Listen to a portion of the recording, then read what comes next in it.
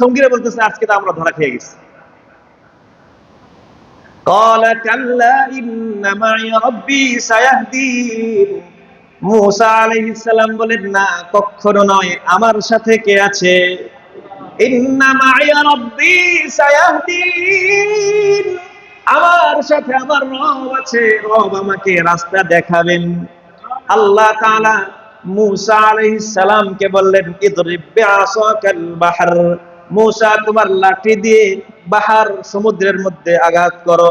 মূসা আলাইহিস সালাম সমুদ্রের মধ্যে আঘাত করলো। পেছনে 6 লক্ষ নমরুদের বাহিনী, সামনে আল্লাহ তাআলা মূসা আলাইহিস সালামের মুক্তির জন্য 12টা রাস্তা তৈরি করে দিলেন। আবার রাসূলুল্লাহ সাল্লাল্লাহু আলাইহি ওয়াসাল্লাম যখন মক্কা থেকে হিজরত করে মদিনায় চলে যাচ্ছেন, রাসূল সাল্লাল্লাহু আলাইহি ওয়াসাল্লাম গারে সৌরের মধ্যে আত্মগোপন করলেন, আশ্রয় নিলেন। আবু বকর রাদিয়াল্লাহু আনহু বলেন, কাফেররা যখন আমাদেরকে খুঁজতেছিল, খুঁজতে খুঁজতে গুহার একেবারে সামনে এসে দাঁড়িয়েছে, আমরা কাফেরদের পা দেখতে পারতেছি। আবু বকর তাকায় ওদের পা দেখতেছে, মানে ওরা যদি নিচের দিকে তাকায় তাহলে দেখে ফেলবে। ইল্লা তানসুরুহু ফাকাদ নাসারাহুল্লাহ,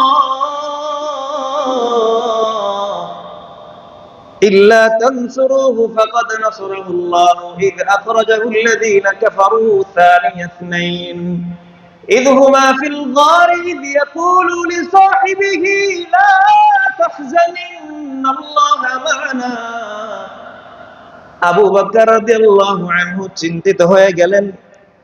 আল্লাহর নবী বলেন, আবু বকর লা তাহজান ইন্নাল্লাহা মা'ানা, চিন্তা করো না, ঘাবড়ায়ো না, ডোন্ট ওয়ারি, আমাদের সাথে আছে কে? ইন্নাল্লাহা মা'ানা, আল্লাহ তাআলা আমাদের সাথে আছে, কোনো বিপদ নাই। যুগে যুগে নবীদের উপরে, সাহাবীদের উপরে, মুমিনদের উপরে বিপদ আসলে বাঁচিয়েছেন কে? বিপদ আপদ মুমিনদের কাছে আসবে, এটাই তো স্বাভাবিক। গুনাহগার মুমিন যদি হয়, আল্লাহ তাকে সঠিক পথে আনার জন্য তারকে বিপদ আপদ চাপিয়ে দেন। আর যদি নেককার মুসল্লি হয়, নেককার মুমিন হয়, আল্লাহ তাআলা ওই ব্যক্তির মর্যাদা বৃদ্ধি করার জন্য বিপদ আপদ দিয়া দেন। আল্লাহর নবী বলেন, আশাদ্দুন নাসি বালাআন আল আমবিয়া, সব থেকে বেশি বিপদ আপদ নবীদের উপরে এসেছে। সুম্মাল আমসালু ফাল আমসাল, এরপরে নবীদের যে যত নিকটবর্তী তার বিপদ আপদ তত বেশি কঠিন। ইউবতালার রাজুলু আলা হাসাবি দীনিহি, একজন মানুষের কাছে বিপদ আপদ তার দ্বীন অনুযায়ী হয়। তার মানে একজন মানুষ ফাইন কানা ফি দীনিহি সালাবাতুন, যদি এই ব্যক্তি তার ধর্মের ব্যাপারে কঠোর হয়, ধর্মের ব্যাপারে কঠোর, সব মানতে পারি, নামাজের সময় নামাজ ছাড়তে রাজি না, এমন লোক আছে না নাই? এই লোকদের জন্য পরকালে একটা পুরস্কার আছে, যারা নামাজের সময় নামাজ ছাড়া আর কাউরে চিনে না। আল্লাহ নবী সাল্লাল্লাহু আলাইহি ওয়াসাল্লামের অবস্থা এরকম ছিল যে নামাজের সময় হইলে আর কাউকে চিনতেন না, কাউকে চিনতেন না, না ছেলে মেয়ে, না স্ত্রী, না শালী, নামাজ ছাড়া কিছু চিনতেন না। এরকম লোক যারা নামাজের সময় নামাজ ছাড়া কিছু বোঝে না, আল্লাহর নবী বলেন, সাবাতুন ইযিল্লুহুমুল্লাহু ফি যিল্লিহি ইয়াওমা লা যিল্লা ইল্লা যিল্লুহু, কিয়ামতের ময়দানে 7 জন মানুষকে আল্লাহ তাআলা, যখন কোনো ছায়া থাকবে না, রোদের মধ্যে থাকা লাগবে, ওই সময় আল্লাহ তাআলা 7 শ্রেণীর মানুষকে আরশের নিচে জায়গা দিবেন। তাদের মধ্যে একজন ওই ব্যক্তি যে নামাজের অপেক্ষায় থাকে। তো এমন কিছু মানুষ আছে যে মানুষগুলো নামাজের সময় নামাজ ছাড়া কিছু বোঝে না। যদি এই ব্যক্তি তার ধর্মের ব্যাপারে কঠোর হয়, জিদা ফি বালাইহি, তার বিপদটা বেশি হয়, বিপদটা বেশি হয়। ওয়া ইন কানা ফি দীনিহি রিকা, আর যদি এই ব্যক্তি ধর্মের ব্যাপারে শিথিল হয়, নামাজ মন চাইলে পড়লাম, সপ্তাহে একদিন সাপ্তাহিক মুসল্লি হলাম, মন না চাইলে পড়লাম না, এমন লোক আছে না নাই? একটু খেয়াল করলে দেখবেন সমাজের মধ্যে যে মানুষগুলো মোটামুটি দিনদার, আলেম হোক আর আলেম না হোক, যারা দিনদার, দিন মেনে চলতে চায়, ওদের জীবনটা সংকীর্ণ হয়ে যায়। বিপদ, এদিক দিয়ে বিপদ, এদিক দিয়ে বিপদ বেশি আসে। আর যারা পশুর মতো জীবনযাপন করে, লাগামহীন চলে, তাদের অবস্থা দেখবেন, তাদের বিপদ আবার তুলনামূলক কম। তো দিনদারদের বিপদটা বেশি। হাত্তা ইযা দাকাত আলাইহিমুল আরদ, জমিন সংকীর্ণ হয়ে যায়। তো এই মানুষগুলো যদি আল্লাহর দিনটা আঁকড়িয়ে ধরে বেশি, তাদের জন্য দুনিয়াটা কঠিন হয়ে যায়। আর যদি দিনের ব্যাপারে উদাসীন হয়, আল্লাহ এদেরকে সুযোগ দিয়ে দেন। আল্লাহ ইস্তাহজিউ বিহিম ওয়া ইয়ামুদ্দুহুম ফি তুগয়ানিহিম ইয়ামাহুন, সুযোগ দিয়ে দেন। ওয়াল্লাযীনা আমানু মাআহু মাতা নাসরুল্লাহ, রাসূল পর্যন্ত, নবীরা পর্যন্ত, সাহাবা একরাম পর্যন্ত, তাদের কাছে, তাদের উপরে বিপদ আপদ আপতিত হয়েছে, বিপদ এসেছে, তারাও পেরেশানিতে ভুগেছেন। একবার রাসূলুল্লাহ সাল্লাল্লাহু আলাইহি ওয়াসাল্লাম কাবার পাশে হেলান দিয়ে বসে আছেন। খাব্বাব ইবনুল আরদ রাদিয়াল্লাহু আনহু থেকে হাদিস বর্ণিত। খাব্বাবের নাম তো শুনেছেন, কি পরিমাণ জুলুম তিনি সহ্য করেছেন। খাব্বাব ইবনুল আরদ তিনি বলেন রাদিয়াল্লাহু আনহু, তিনি বলেন যে আমরা একবার রাসূলকে জিজ্ঞাসা করলাম, রাসূল সাল্লাল্লাহু আলাইহি ওয়াসাল্লাম হেলান দিয়ে বসে আছেন, আমরা গিয়ে বললাম, ইয়া রাসূলুল্লাহ, আপনি কেন আমাদের জন্য আল্লাহর কাছে সাহায্য চাচ্ছেন না? কেন আমাদের জন্য আপনি দোয়া করছেন না? রাসূল সাল্লাল্লাহু আলাইহি ওয়াসাল্লাম বললেন, তোমরা কি জানো তোমাদের আগেকার যুগের যারা মুসলমান ছিল তাদের অবস্থা এরকম ছিল যে ওই সময় যদি কোনো মানুষ মুসলমান হতো, ঈমান আনায়ন করত, তাহলে এমন হতো যে একজন মানুষকে উপস্থিত করা হতো মানুষের সামনে, করাত দিয়ে তার মাথা থেকে দ্বিখণ্ডিত করে দেওয়া হতো। ওমা নাকামু মিনহুম ইল্লা আইয়ুমিনু বিল্লাহ আল আজিজিল হামিদ, শুধুমাত্র এজন্য যে তারা আল্লাহর উপর ঈমান এনেছে। আল্লাহর নবী সাল্লাল্লাহু আলাইহি ওয়াসাল্লাম বললেন, তোমরা কি জানো সে সময় এমন হতো যে একজন জীবন্ত মানুষ, তার শরীর থেকে হাড্ডি এবং মাংস লোহার চিরুনি দিয়ে আলাদা করে ফেলা হতো। লোহার চিরুনি দিয়ে শরীর থেকে গোশতগুলো আলাদা করে ফেলা হতো। আল্লাহ তাআলা তো এই দিনকে পূর্ণ করবেন, তবে তোমরা বেশি তাড়াহুড়া করছো, ধৈর্য ধরতে হবে। এক হাদিসের মধ্যে আল্লাহর নবী সাল্লাল্লাহু আলাইহি ওয়াসাল্লাম একটা ঘটনা আমাদেরকে শুনিয়েছেন, জানিয়েছেন। রাসূল সাল্লাল্লাহু আলাইহি ওয়াসাল্লাম বলেন, কানা ফী মান কানা ক্বাবলাকুম, আগেকার যুগে একজন বাদশা ছিল। এই বাদশা, তো আগেকার যুগে তো জাদুর চর্চা হতো, ম্যাজিক খুব চর্চা হতো। এই বাদশার একজন জাদুকর ছিল। তো সে তার যখন বয়স হলো, তো চূড়ান্ত বার্ধক্যে উপনীত হলো, মৃত্যুর আগ মুহূর্তে সে বাদশাকে বলল, আমি তো দুনিয়া থেকে চলে যাব, তাহলে আমাকে একটা বালক, অল্প বয়স্ক মেধাবী জিনিয়াস একটা বালক আমাকে দেওয়া হোক, আমি তাকে আমার যে ইলম, জাদুবিদ্যা, এটা তাকে আমি শেখাবো।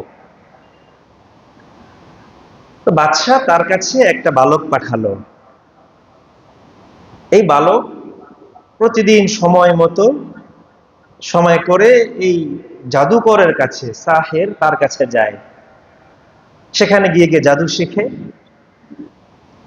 একদিন এই বালকটা যাচ্ছিল, দেখে পথের মধ্যে একটা পাদ্রী, রাহিব। এই পাদ্রী ওই সময় যে ধর্ম ছিল, খ্রিস্টান ধর্ম হলে খ্রিস্টান ধর্মের কথা বলে। তো এই পাদ্রী ধর্মের কথা বলে, মানুষকে পরকালের কথা বলে, এবং ধর্মীয় যে গ্রন্থ সেখান থেকে মানুষকে পাঠ করে শোনায়। তো এই বালকটা ওখানে বসলো, বসার পরে তার কাছে আজাবা, খুব ভালো লাগলো। তো এখন এই বালকটা প্রতিদিন যখন জাদুকরের কাছে জাদু শেখার জন্য যায়, তো সে যাওয়ার সময় এই পাদ্রীর এখানে বসে বসে কিছু দিনী কথা শুনে। তো যখন দেরি হয়, দেরি হলে তাকে জাদুকর প্রহার করে, মারে, যে তুমি কেন দেরি করে আসলা। তো এটা এসে সে পাদ্রীর কাছে বলল যে এরকম আমাকে তো জাদুকর মেরেছে, দেরি হয়েছে এজন্য। তো বলে দিল, তাহলে একটা কাজ করো, তুমি যখন জাদুকরের কাছে যাবে, যদি বলে কেন দেরি হলো, বলবা বাসা থেকে আসতে দেরি হয়েছে। আবার যদি তুমি বাসায় যাও, বাসায় যাওয়ার পরে যদি বলে কেন দেরি হয়েছে, তুমি বলবা জাদুকর দেরি করে ছুটি দিয়েছে। সহজ। তো এভাবে চলতে লাগলো। তো এভাবে চলতে চলতে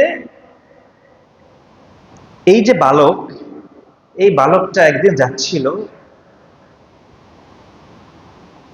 তো হঠাৎ একদিন দেখে রাস্তার মধ্যে বিশাল বড় একটা জন্তু দাঁত পড়ে আছে। মানে কথার কথা, যদি এই রাস্তায়, যদি শিক্ষণে রাস্তায় চৌরাস্তায় একটা বাঘ যদি বসে থাকে, তাহলে মানুষ ভয় পেয়ে যাবে, মানুষের চলাচল বন্ধ হয়ে গেছে। এখন এই বালকটা যখন গিয়ে দেখলো রাস্তার মধ্যে বিশাল বড় একটা জন্তু, বালকটা তখন চিন্তা করলো, আজকে তাহলে আমার পাদ্রী সঠিক নাকি জাদুকর সঠিক, এটা পরীক্ষা করার একটা সুযোগ আসছে। এই বেচারা আল্লাহর কাছে দোয়া করে, আল্লাহ যদি পাদ্রীর বিষয়গুলো, ইন কানা আমরুর রাহিব আহাব্বু ইলাইক ফাকতুল হাযিহি দাব্বাহ,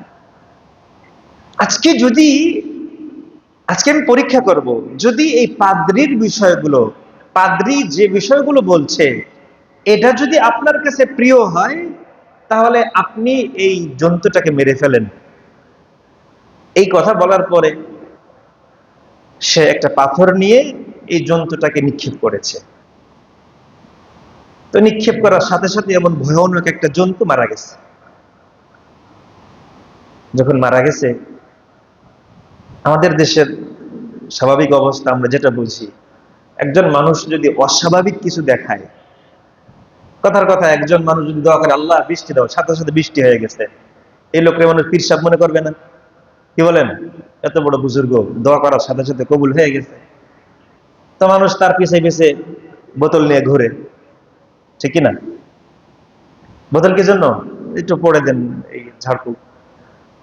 তো ওই সময়ের মানুষও যখন দেখলো, কিরে এই পিচ্চির মধ্যে এত প্রতিভা, এত কারামত, তা মানুষ তার কাছে যাওয়া শুরু করলো। গিয়ে কেউ পানি পড়া নেয়, কেউ একটু ফু নেয়, বিভিন্ন রোগের জন্য দোয়া চায়।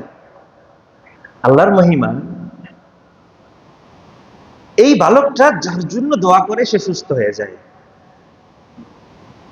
যার জন্যই একজন একেবারে জন্মান্ধ, জন্ম থেকেই অন্ধ এরকম একটা মানুষ, সে যদি, এই বালকটা যদি তার জন্য দোয়া করে, তার চোখ ভালো হয়ে যায়। জন্ম থেকে কথা বলতে পারে না, এরপরে কানে শুনে না, যে কোনো সমস্যা, যে কোনো ধরনের রোগ ব্যাধি, এই বালকটা যখন দোয়া করে তখন তার রোগ ভালো হয়ে যায়, সে পরিপূর্ণ সুস্থ হয়ে যায়। তো এই ঘটনা আজীব ঘটনা, মানে অলৌকিক ঘটনা, এটা কিভাবে সম্ভব? তখন এটা পুরো দেশের মধ্যে ভাইরাল হয়ে গেছে, যেরকম একটা বালক, সে যার জন্য দোয়া করে সে সুস্থ হয়ে যায়। এখন এই খবরটা এক এক করে করে রাজার কাছে চলে গেছে। তো রাজার একজন উজির ছিল অন্ধ, মন্ত্রী। এই অন্ধ মন্ত্রী চিন্তা করলো, তাহলে আমার একটু পরীক্ষা করার দরকার, যদি আমার চোখটাও ভালো হয়ে যায়। মন্ত্রী একদিন অনেক হাদিয়া সাথে করে নিয়ে গেছে বাচ্চার কাছে, বালকের কাছে। বালকের কাছে গিয়ে বলতেছে, এই যে অনেক হাদিয়া এনেছি, আরো লাগলে দিব, কিন্তু আমার চোখ ভালো করে দাও। তখন এই বালকটা বলতেছে, আমি তো ভালো করতে পারি না। ভালো করেন কে? ইন্নামা ইয়াশফি আল্লাহ, ভালো করেন তো আল্লাহ। তবে আমি আপনাকে বলছি, আপনি যদি আল্লাহর উপর ঈমান আনেন, তাহলে আমি দোয়া করব, আল্লাহ আপনাকে ভালো করে দেবেন ইনশাআল্লাহ। তখন এই মন্ত্রী বলে, ঠিক আছে, আমি তোমার আল্লাহর উপর ঈমান আনলাম, তুমি দোয়া করো। এই বালক দোয়া করে দিল, তার চোখ ভালো হয়ে গেল। এখন বালক বলছে যে, আপনি এই কথাটা, আমার কথাটা আমি যে আপনাকে ভালো করে দিয়েছি, বা এই কথাটা আপনি কাউকে বলবেন না, গোপন রাখবেন। তো মন্ত্রী বেচারা পরের দিন যখন তার রাজদরবারে গেছে, যাওয়ার পরে রাজা দেখে বলতেছে, কি ব্যাপার, তুমি তো অন্ধ ছিলে, তুমি, তোমার মান রদ্দা আলাইকা বাসারাক, তোমার চক্ষু, তোমার দৃষ্টিশক্তি কে ফিরিয়ে দিল? তখন এই মন্ত্রী বলতেছে, রব্বি, কে ফিরিয়ে দিয়েছে? আমার রব। এই মন্ত্রী বলতেছে, আমার রব। এই কথা বলার পরে রাজা বলতেছে, আমার রব্বুল গায়রি, আমি ছাড়া আবার কোন রব আছে নাকি? কে বলে? মানুষও কিন্তু অনেক সময় রব সাজতে চায়।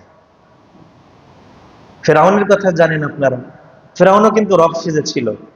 ও যদিও রব সেজেছে মানুষের কাছে, কিন্তু আবার রাতের বেলা গিয়ে আল্লাহর কাছে সারেন্ডার করে, আল্লাহ তুমি তো জানো যে আমি শুধুমাত্র দুনিয়া কামাই করার জন্য, দুনিয়ার শ্রেষ্ঠত্ব, দুনিয়ার বাদশাহী, এটা নেওয়ার জন্য রব বলে মানুষের কাছে চালাই দিচ্ছি, কিন্তু সত্যিকার রব তুমি।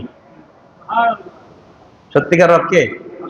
এই প্রতিদিন রাতের বেলায় ফেরাউন গিয়ে পাটা উপর দিকে দিয়ে আল্লাহর কাছে বলে, আল্লাহ এই দেখেন, পা উপরে দিয়ে দিল, আমি সারেন্ডার করছি, আমার কোনো ক্ষমতা নেই, কিন্তু আমাকে একটু ক্ষমতা দেন আপনি, আমার কথায় যেন নীলনদ চলে।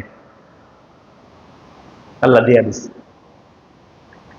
এখন মূসা এবং হারুন আলাইহিস সালাম যখন ফিরআউনের কাছে দাওয়াত নিয়ে গেছে,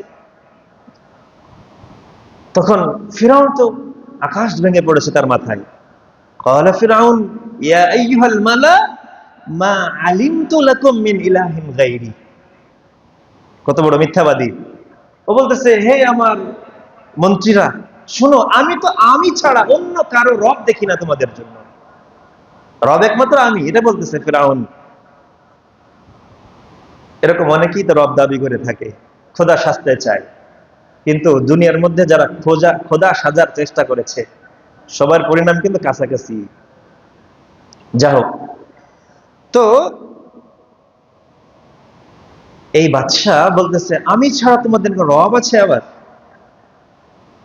তখন এই মন্ত্রী বলতেছে, আমার রব এবং আপনারও রব, সবার রব একমাত্র কে? মন্ত্রী বলতেছে, আমার এবং আপনার রব এক আল্লাহ।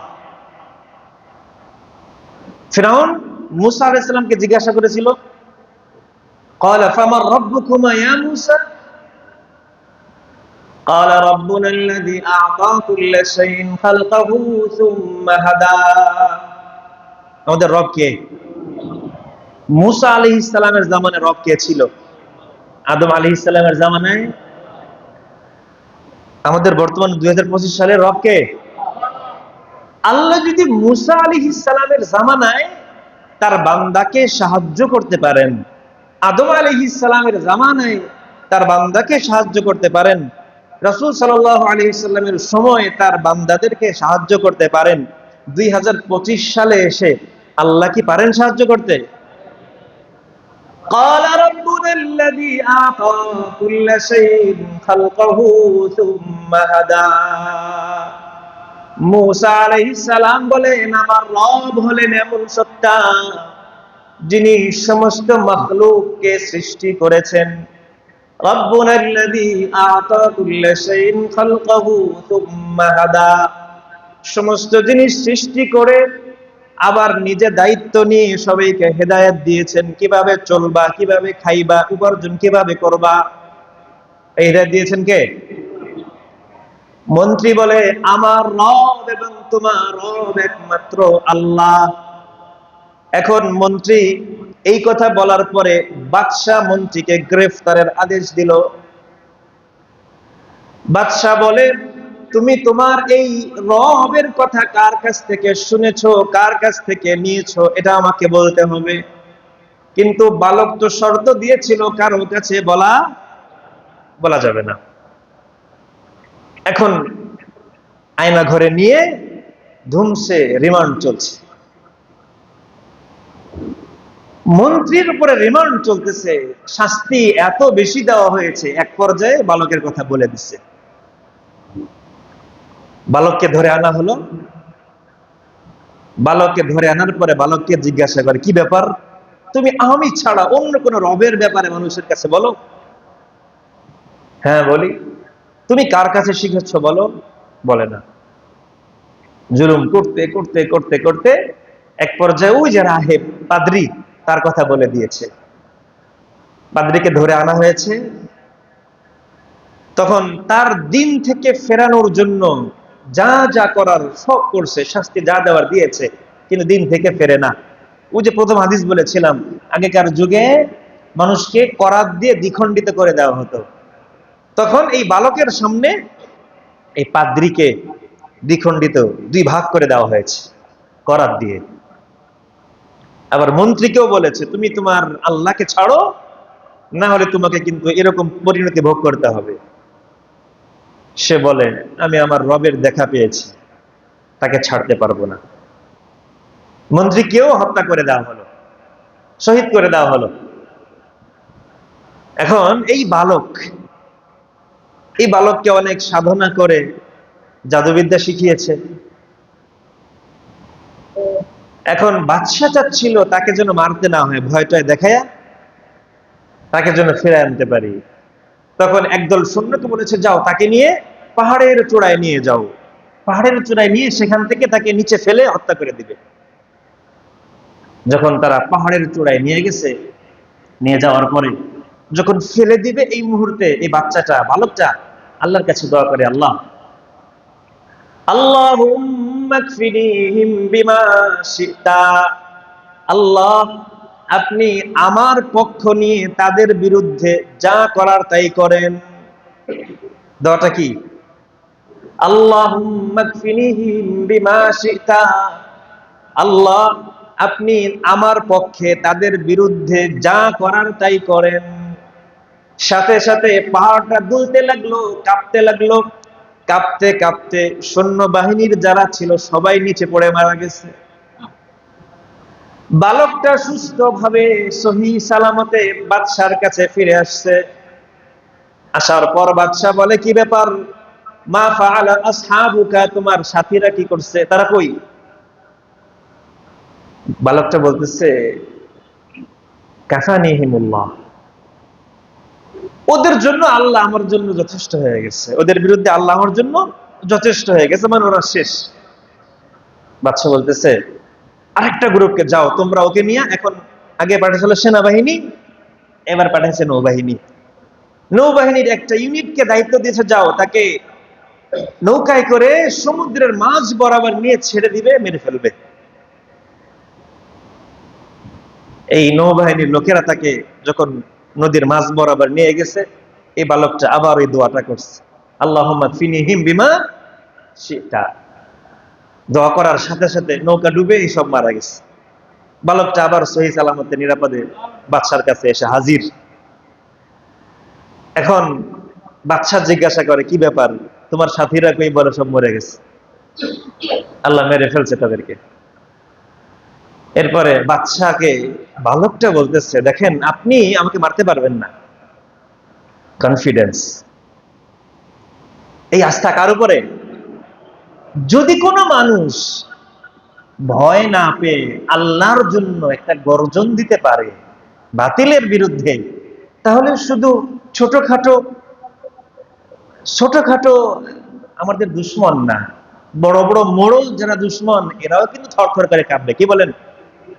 সাহসটা করতে হবে, আল্লাহর উপরে আস্থাটা আনতে হবে। এই বালক বলতেছে, আপনি আমাকে মারতে পারবেন না, তবে আমি যেভাবে বলি এইভাবে বললে মারতে পারবেন। কিভাবে? বলে, আপনি সব মানুষকে একটা জায়গায় একত্রিত করেন, তাজমাউন নাস ফি সাঈদিন ওয়াহিদ, এবং আমাকে একটা খেজুর গাছের মধ্যে বাঁধবেন, বাঁধার পরে আমার যে তীর আছে এখান থেকে একটা তীর নিয়ে আমাকে মারবেন, তাহলে আমি মরব। এবং যখন মারবেন তখন বিসমিল্লাহি রাব্বি হাযাল গোলাম, এই কথাটা বলতে হবে উচ্চ স্বরে যেন সবাই শুনতে পারে। বাস তার বলার অনুযায়ী এইভাবে অ্যারেঞ্জমেন্ট করা হয়েছে। সব মানুষের সামনে ওই বালকের তীর থেকে একটা তীর নিয়ে বলা হচ্ছে বিসমিল্লাহি রাব্বি হাযাল গোলাম, এই বালকের রব আল্লাহর নামে শুরু করলাম। বাচ্চাটার এই কান এবং চোখের মাঝ বরাবর লেগেছে, তীরটা মারা গেছে। এখন অন্য মানুষরা দেখছে না মরার ঘটনা, সব মানুষ বলতেছে কি ব্যাপার, বাচ্চা না খোদা? কি বলেন, এই বাচ্চা তো খোদাই, আগে দাবি করে আসছে না, দীর্ঘদিন যাবত এক যুগের বেশি সময় ধরেন দাবি করছে সে খোদা। এখন এই এত বড় পাওয়ারফুল খোদা, সে একটা বালককে মারতে পারলো না দুইবারে? শেষমেশ বালক যেমনে বলল, ওই বালকের নাম ধরে, বালকের রবের নাম ধরে বলার পরে মারতে পারছে, তাহলে এ সত্যিকার অর্থে খোদা না, খোদা আরেকজন আছে। সব মানুষ আমান্না বিরব্বি হাযাল গোলাম বলে সব মানুষ মুসলমান হয়ে গেছে। এখন বিপদ লাগছে নি। ওয়াসসামাই যাতিল বুরুজ ওয়াল ইয়াউমিল মাউউদ ওয়া শাহিদিন ওয়া মাশহুদ কুতিলা আসহাবুল উখদুদ আন-নারি যাতিল ওয়াকুদ إذ هم عليها قعود وهم على ما يفعلون بالمؤمنين شهود। বাদশা বলল, যারা আমার উপর ঈমান রাখবে না সবাইকে পুড়িয়ে মারো। যারাই বাদশার উপরে ঈমান আনে নাই সবাইকে আগুনে পুড়িয়ে মেরে ফেলেছে। বিপদ আপদ শুধু আমাদের উপরে নাকি আগেকার মানুষের উপরও ছিল? মুসা আলাইহিস সালাম যখন তার বাহিনী নিয়ে বনি ইসরাইলকে নিয়ে চলে যাচ্ছিলেন, সামনে নদী পড়ে গেছে। ক্বালা আসহাবু মূসা ইন্না লামুদরাকুন। মুসা আলাইহিস সালাম, আল্লাহ তাআলা, আল্লাহ নবী বলেন যে ওমা ইয়াজালুল বালা বিল আবদ, মানুষের বিপদ আপদ থাকবেই।